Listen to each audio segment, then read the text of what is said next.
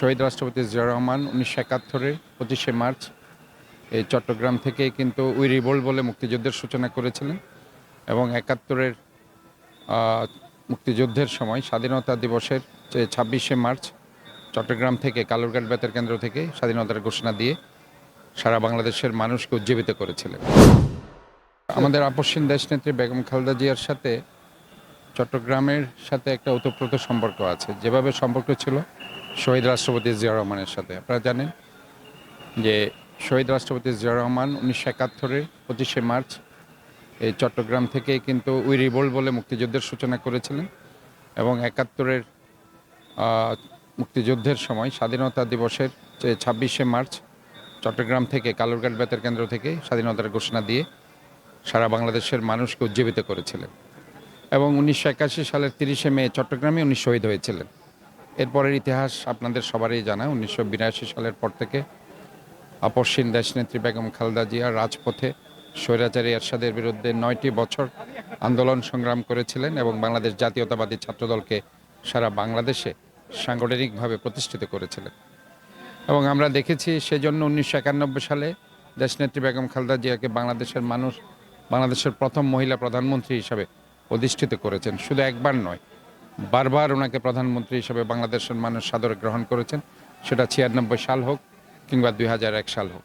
আর চট্টগ্রামের সাথে ওনার যে সম্পর্ক সেটি আমি যদি বলতে চাই সেই 1993 সাল থেকে। আপনারা জানেন বিশেষ করে 1991 সালে যখন ঘূর্ণিঝড় হয়, সেই ঘূর্ণিঝড়ে চট্টগ্রামের উনি নিজে ছুটে এসেছেন এবং সেই স্বজনহারা মানুষের পাশে দাঁড়িয়েছেন, তাদেরকে অকাতরে উনি ত্রাণ বিতরণ করেছেন, অর্থ বিতরণ করেছেন। 93 সালে চিটাগং মেডিকেল কলেজে আপনারা জানেন সেখানে ট্রিপল মার্ডার হয়, তাদের পাশে উনি দাঁড়িয়েছেন, তাদের স্বজনদের পাশে, এবং সেখানে মেডিকেল কলেজে ডাক্তার এবং স্টুডেন্টদের দেখার জন্য উনি ছুটে এসেছেন।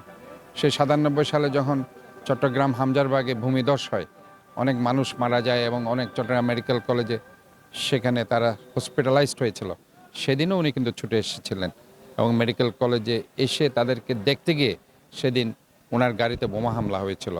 ওনাকে সেদিন আমরা দেখেছিলাম সে লিফটের মধ্যে আটকে রাখা হয়েছিল এবং উনি যখন সেখানে একটা নিউরো সার্জারি ডিপার্টমেন্ট আছে, 3 থেকে 4 ঘন্টা ওনাকে সেখানে আটকে রাখা হয়েছিল। এবং আমরা দেখেছি সেই 2001 সালের পরে যখন উনি রাষ্ট্র পরিচালনা করার পর 2006-এর দিকে -2 ফর্মুলা বাস্তবায়নের জন্য আমরা দেখেছিলাম যে ওনাকে যখন বন্দি করা হয়, এরপরে উনি যখন 2008 সালের 11 সেপ্টেম্বর জেল থেকে মুক্তি পেলেন, উনি প্রথমে ছুটে এসেছেন চট্টগ্রামের লালদিঘির সেই প্রিয় ময়দান, যেখান থেকে ওনাকে 1986 সালে যখন আমরা ছাত্র রাজনীতি করছি, ওনাকে সেখান থেকে আপসহীন দেশনেত্রী উপাধি দেওয়া হয়েছিল। সেই 2008 সালের 7 নভেম্বর সেই জায়গায় এসে লালদিঘির ময়দানে ওনার জীবনের শেষ সভা লালদিঘির ময়দানে, সেখানে উনি কিন্তু কোনো দলের জন্য কিংবা নিজ দল বিএনপির জন্য ভোট চাইতে আসেননি। যদি 1 মাস পরেই ছিল নির্বাচন, সেখানে উনি বলেছিলেন যে দেশ বাঁচাও মানুষ বাঁচাও। আজকে যে স্লোগানটা আপনারা শুনেছেন, দেশ বাঁচাও মানুষ, ওটা কিন্তু লালদিঘির ময়দান থেকে ওনার দেয়া। এবং সেই সমাবেশে আমি সবসময় ওনার পাশেই ছিলাম এবং উনি সবসময় এই কথাটাই বলেছেন যে এই দেশের উপর একটা করাল থাবা হয়তো বা গ্রাস করছে, দেশের স্বাধীনতা সার্বভৌমত্ব বিপন্ন হচ্ছে, কাজে দেশ বাঁচাও মানুষ বাঁচাও এই স্লোগানে আপনাদের উজ্জীবিত হতে হবে। এবং ঠিকই আমরা দেখেছি এর পরবর্তী 16 বছর কি হয়েছে, দেশের মানুষের মৌলিক অধিকার, গণতান্ত্রিক অধিকার হরণ করা হয়েছে। এরপরে আবারও আমরা দেখেছি চট্টগ্রামে ছুটে এসেছেন 2012 সালে, তখন আকবর সাথে একটা ভূমিধস হয়েছে, সে ভূমিধস এবং সেখানে আবারও অনেক লোক মারা গেছে, তাদেরকে দেখার জন্য উনি ছুটে এসেছেন জিয়া রহমান ফাউন্ডেশনের পক্ষ থেকে ত্রাণ বিতরণ করার জন্য।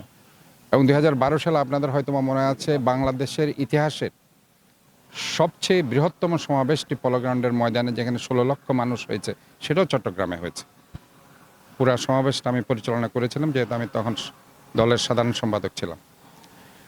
এবং 13 সালে আরেকটি ঘটনা আপনাদের হয়তো মনে আছে, রামুর বৌদ্ধ মন্দিরে হামলা হয়েছিল। সেই রামুর বৌদ্ধ মন্দিরে যখন হামলা হয়েছিল, বুদ্ধিস্টদের দেখার জন্য বৌদ্ধ সম্প্রদায়ের উনি ছুটে এসেছিলেন সেই রামুতে, এবং পটিয়ার লাখোরা মন্দির, সেখানেও উনি ছুটে এসেছিলেন। এরপরের ইতিহাস আপনারা জানা। শেষ সফরটা উনি চট্টগ্রামে করেছেন, সেটাও মানবিক কারণে উনি ছুটে এসেছেন সেটা হচ্ছে রোহিঙ্গাদের দেখার জন্য। 2017 সালে উনি আপনারা জানেন লন্ডনে ছিলেন, লন্ডনে উনি চিকিৎসা নেওয়ার জন্য গিয়েছেন। এখানে মাহিদুর রহমান সাহেব আছে, লন্ডনের উনি প্রতিষ্ঠাতা বিএনপির সভাপতি এবং দেশনেত্রী বেগম খালেদা জিয়ার অ্যাডভাইজার। ওই চিকিৎসা অর্ধেক করেই যখন শুনেছে রোহিঙ্গারা এখানে এসেছে, উনি সরাসরি লন্ডন থেকে ঢাকা হয়ে চট্টগ্রামে সফর করেছেন।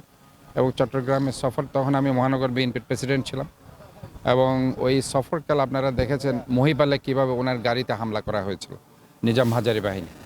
উনি মানুষকে ত্রাণ দেওয়ার জন্য, মানুষের অসহায় মানুষের পাশে যাওয়ার জন্য চট্টগ্রামে এসেছিলেন, বাট আওয়ামী লীগের সন্ত্রাসীরা সেদিন ওনার গাড়ি পাওয়ার হামলা করেছে।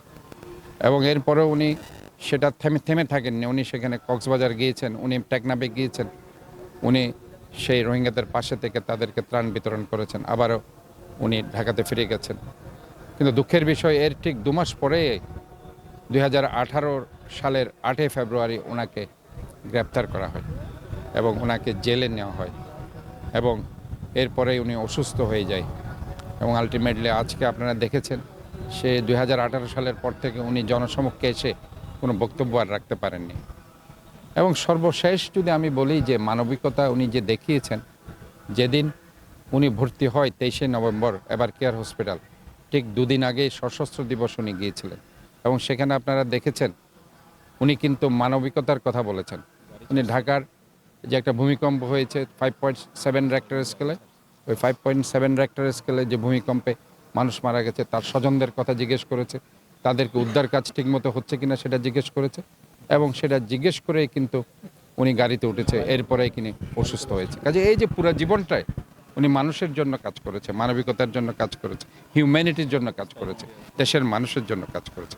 কাজে আজকের এই দিনে আসুন আমরা সবাই ওনাকে, ওনার জন্য কায়মানো বাক্য, ওনার জন্য দোয়া করি, মহান রব্বুল আলামিন ওনাকে যাতে জান্নাতবাসী করে।